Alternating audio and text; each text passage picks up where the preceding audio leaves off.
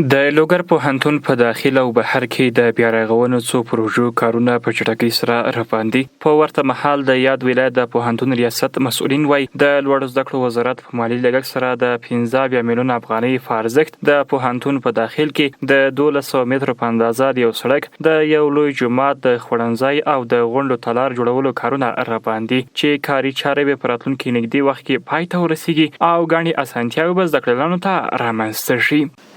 مجموعاً موږ د لوګر په پوهنتون کې چې د وزارت د بودیجې نه تمویلیږي د 15 میلیون افغانۍ په ارزښت بیلابېلې پروژې تر کار لاندې لرو. د داخلي سرکونو پروژه ده او ډېر لوی اهمیت لري د پوهنتون لپاره.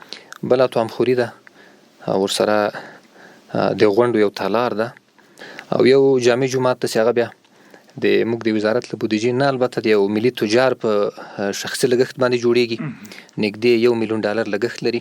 دغه راز ساریم زیاته کړه د 300 میلیون افغانۍ په ارزښت سره د پوهنتون بهرنی سړک د 3 کیلومتر په اندازه اوږدوالی لري او د پل علم ښار سره به ونښلول شي چې کارونه دوام لري او بودیجه د ټولګټو چارو وزارت له لوري ورکول کیږي. او د پوهنتون باندنی سړک ده چې دا موږ د پوهنتون لپاره ډېر زیات حیاتي ده.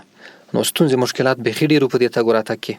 نو اوس الحمدلله د ټولګټو چارو وزارت له بودیجې نه د څه باندې 300 میلیون افغانۍ په لګښت باندې د 3 کیلومتره سړک په پاخه او اساسي ډول جوړیږي.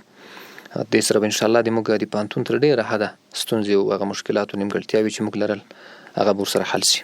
د لوګر پوهنتون مسؤلینو په وینا د روانو پروژو کاري چارو څارنه د دوی له لوري روانه ده او هڅې روانې دي چې دغه پروژو کارونه په ټاکلي وخت او ښه کیفیت سره ترسره شي.